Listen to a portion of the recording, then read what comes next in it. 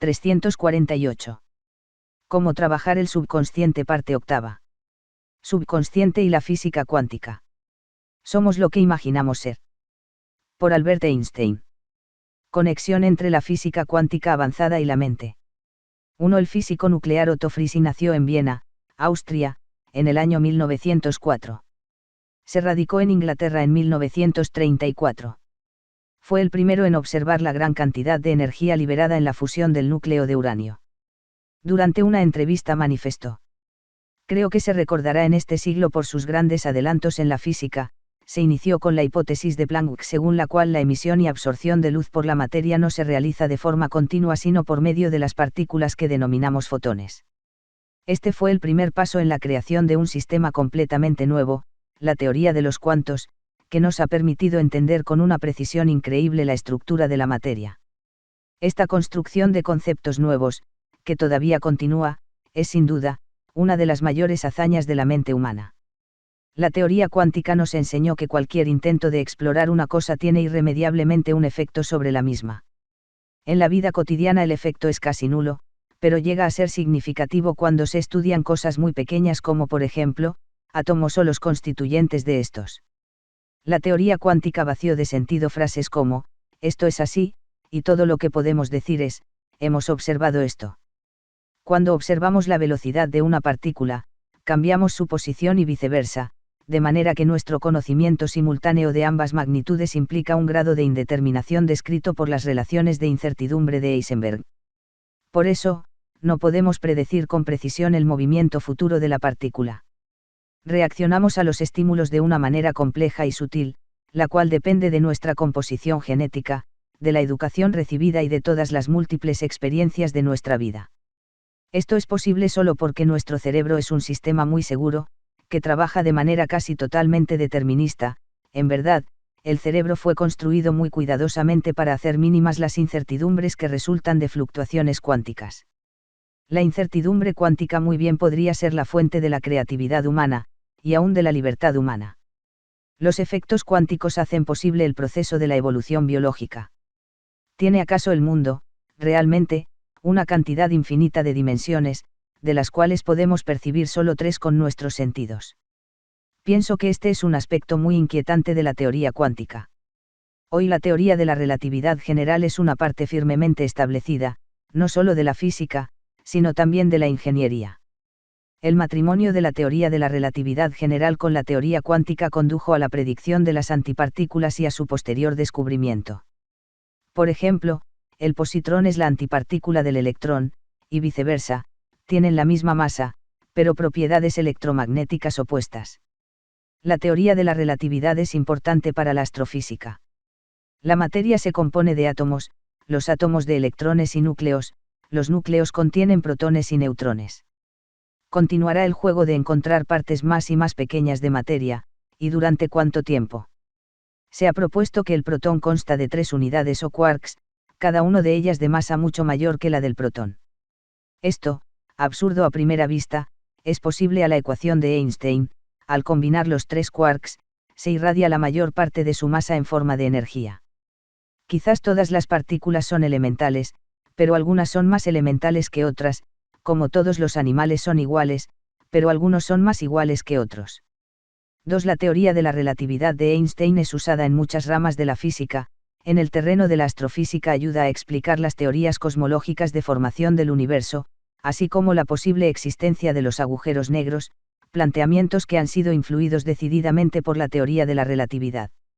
Einstein publicó su revolucionaria teoría en 2 partes. Se formuló la primera en 1905, trata de la relatividad del movimiento uniforme. La segunda, que apareció en 1915, se refiere a la relatividad de los movimientos no uniformes. Einstein dijo, el resultado de carácter general más importante a que conduce la teoría de la relatividad restringida concierne a la noción de masa. La física prerelativista conoce 2 principios de conservación de importancia fundamental, el de la conservación de la energía y el de la conservación de la masa. Estos 2 principios fundamentales aparecen como completamente independientes el uno del otro. Merced a la teoría de la relatividad, ambos se han unificado en un solo principio. La ciencia es una tentativa en el sentido de lograr que la caótica diversidad de nuestras experiencias sensoriales corresponda a un sistema de pensamiento lógicamente ordenado. El admitir que existe algo en lo cual no podemos penetrar, el pensar que las razones más profundas, que la belleza más radiante que nuestra mente pueda alcanzar, son solo sus formas más elementales de expresión, ese reconocimiento, esa emoción, constituye la actitud verdaderamente religiosa. En ese sentido yo soy profundamente religioso. La vida de un hombre sin religión no tiene sentido, y no solo lo convierte en un desdichado, sino en un ser incapaz de vivir. La luz es la sombra de Dios. 3. Roger Penrose, físico experto en mecánica cuántica y relatividad general, ha estudiado desde su perspectiva científica la mente y basado en la teoría afirmó en 1989 que, la conciencia se crea por una serie de misteriosos fenómenos de la mecánica cuántica que tienen lugar dentro de las células del cerebro. Recientemente afirmó: para comprender la mente es necesaria la nueva física y, casi paradójicamente, descubrir esta nueva física puede depender de nuevas concepciones de la mente. La conciencia se creó por algún misterioso fenómeno de la mecánica cuántica que sucede en las células cerebrales. El microtúbulo del cerebro es la raíz de la conciencia, la base física de los fenómenos conscientes como el razonamiento o la imaginación está en estas estructuras submoleculares. La mayor parte de las células cerebrales ocupan su tiempo en procesar, almacenar imágenes y controlar a los músculos, solo porciones relativamente pequeñas del cerebro se dedican a tareas relacionadas con el pensamiento consciente. La calidad de la comprensión y el sentimiento humano no es algo que pueda simularse mediante un programa de cómputo, esto es, no puede descomponerse simplemente en una serie de pasos, como si fuera una receta de cocina, que, siguiéndola paso a paso en un computador es susceptible de ser reproducida mediante un programa de cómputo. Quizá tampoco cualquier proceso en el cerebro que dé origen a la conciencia pueda ser comparable con la rutina de un computador. Así pues, el cerebro puede tener un proceso físico que quizá no esté contemplado por las leyes de la física hasta ahora conocidas. La mecánica cuántica propone que un electrón u otros habitantes del mundo subatómico tiende a existir a la vez en una multitud de estados, está de manera simultánea aquí y allá, moviéndose rápido y lentamente, rotando de una manera u otra. Pero en el momento en que un electrón interactúa con la materia o la energía común, o es bombardeado por un rayo de luz, la perturbación lleva al electrón a elegir un solo estado. El cerebro procesa a través de impulsos eléctricos que las neuronas canjean unas con otras. Estas señales comienzan en un desorden o caos de estados de cuantos mecánicos que permite la existencia simultánea de incontables billones de modelos diferentes. Fuera de esa mezcla de cuantos mecánicos aparece un modelo que viene a ser un pensamiento consciente. 4. Con el fin de poder explicar la manifestación de la conciencia en el nivel físico cerebral, como lo afirma Penrose, es necesario saber de la existencia de los microtúbulos, o estructuras microscópicas de 25 nanómetros de diámetro similares a largos y finos tubos huecos de proteína tubulina rellenos de agua, semejantes a cañerías. Forman paquetes de microtúbulos que van dispuestos a lo largo de la célula en una verdadera estructura de mallas, las que sirven de esqueleto para la célula, dándole consistencia al igual que a sus prolongaciones, y actúan a su vez como conductos para el transporte de sustancias químicas, como lo son los neurotransmisores. La proteína que forma un microtúbulo tiene una cavidad central en toda su longitud. La posición cuántica del electrón determina la manera en que la proteína del microtúbulo se configura a sí misma, modificando dinámicamente la función del microtúbulo, que estaría en directa relación con la conciencia.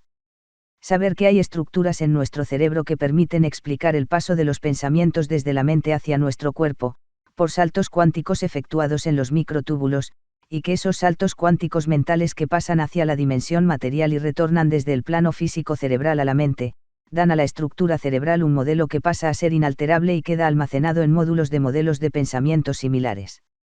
Conocer además que el organismo es similar a una enorme red electromagnética que interactúa entre sí por medio de ondas eléctricas y sustancias químicas altamente especializadas que las neuronas elaboran de acuerdo a los estímulos mentales, y saber que estas señales llegan instantáneamente a todas las células del organismo, y conocer además que cada célula es un minicomputador poderoso e inteligente, cuya misión es trabajar en armonía con las otras células y cumpliendo con su clave genética. Nos permite, todo este conocimiento, racionalmente intentar influir de manera positiva sobre nuestro organismo, siendo los resultados de este intento de acuerdo con la perseverancia, convicción con que lo hagamos y la fe que tengamos en que podemos hacerlo.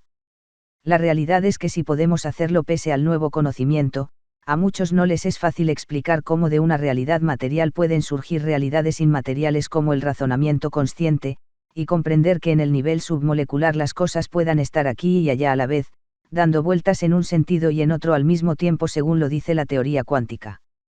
Amerov, un anestesista, dio la pista a Penrose al descubrir que algunos anestésicos adormecen la conciencia al inhibir el movimiento de los electrones en los microtúbulos.